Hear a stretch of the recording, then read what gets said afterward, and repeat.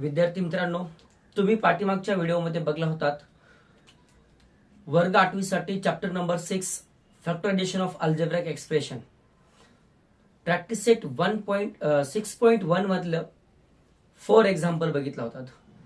आता या व्हिडिओमध्ये बघणार आहात आपण पुढचे 4 example 5th 6th 7th 8th.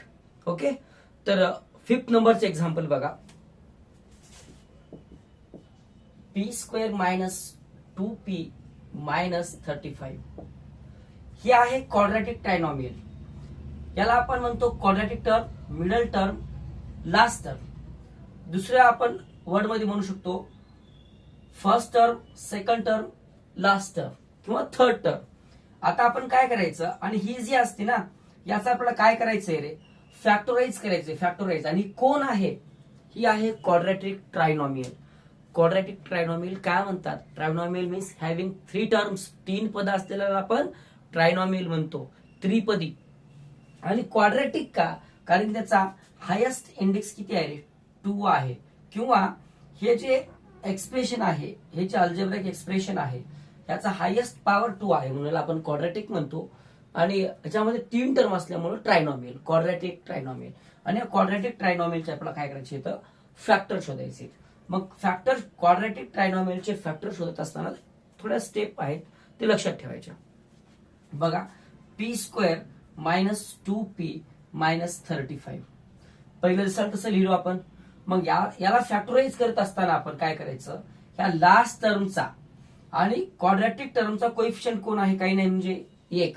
या दोघाचा आपण काय करणार, गुणाकार करणार. 35 एक 35, हा प्लस आहे, हा p² क्वाड्रॅटिक टर्म हा प्लस आहे आपला, आणि हा मायनस आहे. Plus minus minus minus 35 minus 35 ची आपल्याला फॅक्टर शोधायची, फॅक्टरची एक पेअर शोधायची आपल्याला. ठीक आहे, परंतु ती पेअर कामाला पडली पाहिजे. तशा पेअर भरपूर निघतात. तर मी डायरेक्ट घेतो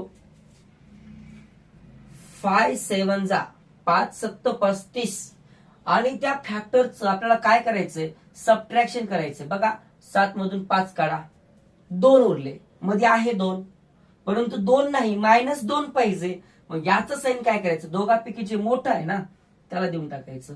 आता लक्षात ठेवा रे, आपल्याला दोघांची काय करायची होती, सबट्रॅक्शन करायची होती. मग एकाला आले मायनस, मग आपलं सबट्रॅक्शन कधी होते, साइन वेगवेगळे असल्यास. मग इथं मायनस झालं तर कोण द्यायचं, आपण प्लस द्यायचं. मग पुढच्या स्टेप मध्ये देअरफॉर ही मिडल टर्म नाही लिहायचं, आता त्या ठिकाणी दोघ जण ठेवायचे. बघा, p² प्लस 5 याचा कोएफिशियंट घ्यायचा, मायनस 7 हा कोएफिशियंट घ्यायचा, मायनस 35. आता पहिल्या दोघांमध्ये कॉमन काढायचंय आणि या दोघांमध्ये कॉमन काढायचंय. कॉमन काढणं काही अवघड नाही रे, सारखा घटक बाजूला काढायचा. p² प्लस 5p आहे, p² प्लस 5p आहे, ह्याच्यामधून कॉमन काढायचं या दोघांमधून. p² म्हणजे काय असते रे, p into p plus 5p म्हणजे काय असते रे, 5 इंटू p. ह्याच्यामध्ये सारखा कोण आहे घटक, हा आहे सारखा. मग बाहेर घ्यायचा तो, उरला p प्लस 5 झालं. बघ इथं कसं लक्षात ठेवायचं, बघा हा p² म्हणजे p 2 टाइम्स आहे, आणि 5p मीन्स 5 इंटू p आहे. तर मग आपल्याला इथं कॉमन निघणार p. इथला 1 टाइम बाहेर आला तर 1 टाइम मध्ये येईल, प्लसला प्लस. हा 5p पैकी p बाहेर आलाय तर 5 इथं राहील, मायनसला मायनस. 7p minus 35. बघा 7 आणि 35 हे 7च्या टेबल मध्ये दोघं येतात, आपल्याला माहित आहे. मग इथं आला कॉमन 7. किंवा असं जर बघायचं असेल तर minus 7p minus 35, minus 7 into p minus. आता बघा 7च्या टेबल मध्ये 35 येते, 7 5 जा. बघा रे, सारखा 7 7 आहे का नाही, झालं 7. p ला p, मायनस मायनस प्लस, 7 5 जा 7 5 35. हे दोघं जण सारखे झाले आपले, p प्लस 5, आणि रिकामे एकत्र घ्यायचे म्हणजे p मायनस 7. शेवटी उत्तर लिहायचं p² minus 2p minus 35 is equal to p plus 5 p minus 7. हे झालं एक्झाम्पल नंबर 5. एकदा लिहून घ्यायला.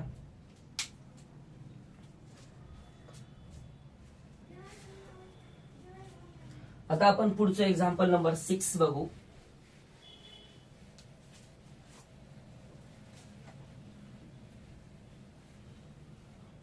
Example number 6.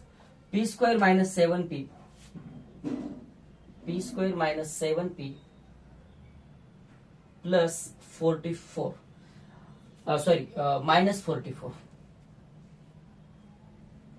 आता हे नंबर 6 सोडवत असताना काय करणार आपण, जे दिलंय ते लिहिणार आपण. p square minus 7p minus 44.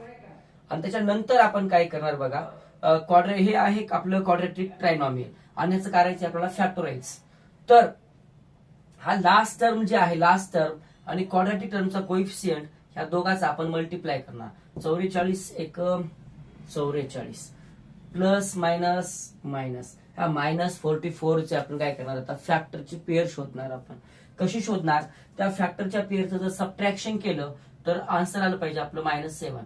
तोपर्यंत 7 पकडा. मग 44 कोणाच्या टेबल मध्ये तरी 4 च्या किंवा 11 च्या. 11 4 जा 44, 11 4 44. परंतु आपला आन्सर पाहिजे मायनस केल्यास 7. तर बघा 11 मधून 4 काढा, आले 7. परंतु -7 पाहिजे, तर दोघांपैकी मोठं कोण आहे? 11. मग मधल्याच साईन द्या 11 ला, दिलं. पुन्हा दोघांचं सबट्रॅक्शन करायचंय, तर साईन वेगळं लागते. मग एकाला मायनस तर एकाला प्लस. पुढची स्टेप p स्क्वेअर. आता -11 इथं आणायचा, याचा कोइफिशियंट व्हेरिएबल p प्लस 4, पुन्हा याचा व्हेरिएबल p मायनस 44. पहिल्या दोघात कॉमन, दुसऱ्या दोघात कॉमन. अरे कॉमन काढणं सोपं आहे रे बाबा, काही नाही. हा p स्क्वेअर म्हणजे p गुणिले p, -11p म्हणजे 11 गुणिले p. दोघात बी p दिसायला येण्यासारखा. ठीक आहे, लिहून पण दाखवतो वाटल्यास. ठीक आहे, p square minus 11p. p square means p into p minus 11p means 11 into p. बघा रे सारखा झाला ना p.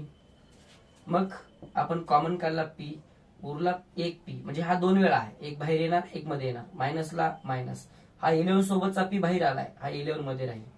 हा प्लस, इथं जे साईन असेल ना तेच घेऊन टाकायचं प्लस. पुढची स्टेप 4 आणि 44. 4 न 44 ला डिवाइड करू शकतो मी, मग 4 कॉमन आला. p प्लस मायनस मायनस 4 न 44 ला डिवाइड करायचं, 1 1. ही दोन ब्रॅकेट सारखे आली की आपला आन्सर आला. p minus 11 p plus 4 p plus 4. शेवटी आन्सर लिहायचं. Therefore p square minus 7p minus 44 is equal to p minus 11 next bracket p plus 4. ठीक आहे, एकदा घ्या लिहून याला, स्टॉप करून लिहून घ्यायचा.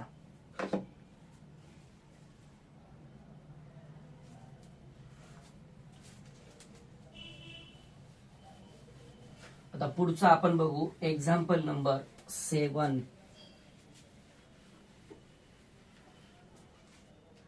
एक्झाम्पल नंबर 7 असं आहे आपलं. m square minus 23m plus 120. Answer मध्ये आपण काय करणार, दिलेलं जे आपलं आहे क्वाड्रॅटिक ट्रायनॉमियल ते आपण लिहून घेणार. m square minus 20m plus 120. आता मला सांगा रे, फर्स्ट स्टेप काय करायची, कॉन्स्टंट टर्म शेवटचं पद आणि क्वाड्रॅटिक टर्म वर्गपदाचा सहगुणक घ्यायचा. 120 एक 120. हा पण प्लस आहे, हा पण प्लस आहे. प्लस काही गरज नाही द्यायचं. मग 120 चे फॅक्टर पाडा की आपल्याला ऍडिशन केलं तर 23 आन्सर आलं पाहिजे. तसं तर -23 पाहिजे, आपण 23 आपण अगोदर आणू आणि नंतर साईन बदलू आपण. मग मला सांगा रे, जर आपल्याला मास्टर सांगते आपल्या शाळेत पाडेपाठ कर, आपण काय कधीच करणार. आता इथं मी डायरेक्ट सांगणार, आपण प्राईम फॅक्टर काढून सुद्धा अशा मोठ्या नंबरचं शोधू शकतो. परंतु डायरेक्ट सांगतो मी इथं 15च्या टेबलमध्ये किंवा 8च्या टेबलमध्ये 15 8 120. 15 8 120. 15 8 किती होतात बघ, 23 होतात.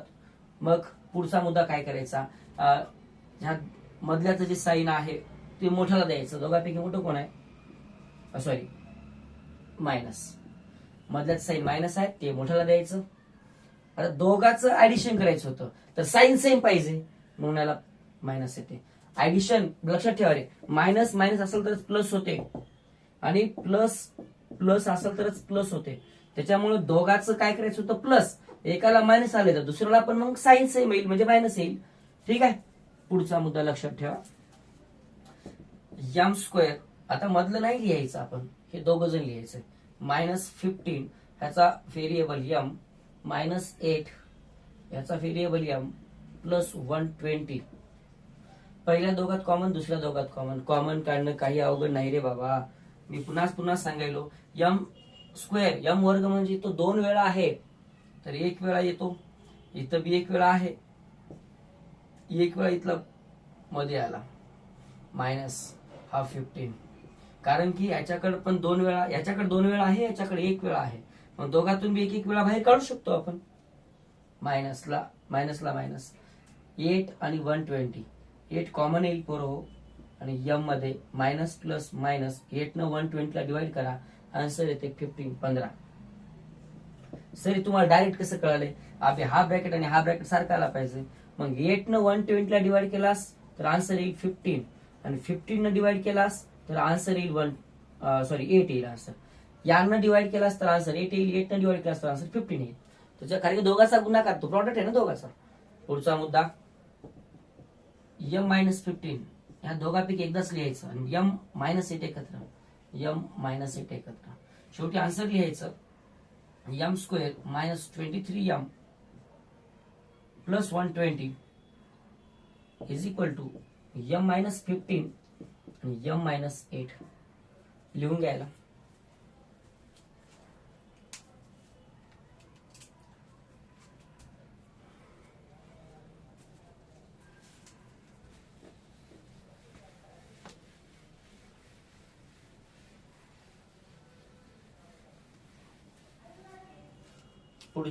पुढचं एक्झाम्पल आहे, पोरं लक्ष द्या, शेवटचं आजच्या व्हिडिओ मधलं शेवटचं आहे.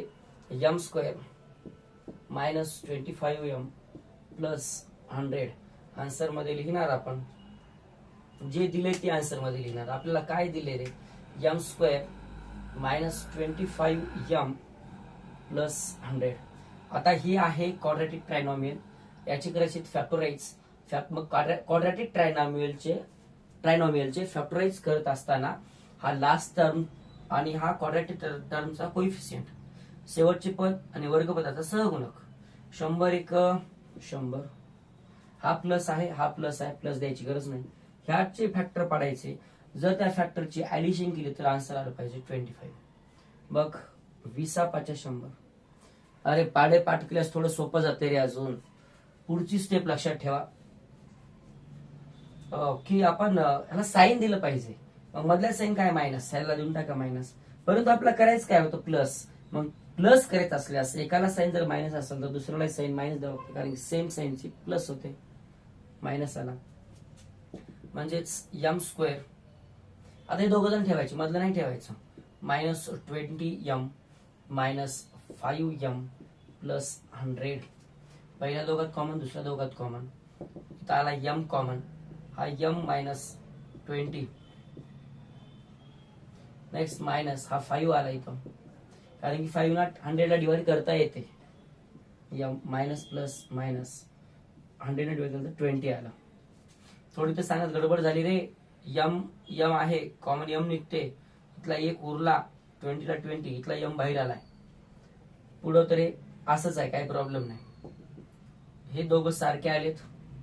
यम -20 एकत्र घेऊ, यम -5 एकत्र घेऊ, यम -5 एकत्र घेऊ. शेवटी आन्सर लिहू आपण m square -25m plus 100 is equal to m -20 आणि यम -5. मित्रांनो, आपण या व्हिडिओमध्ये 5, 6, 7, 8 नंबरचे एक्झाम्पल बघलो. आता पुढच्या व्हिडिओमध्ये आपण बघणार 9, 10, 11, 12. Okay, thank you for watching.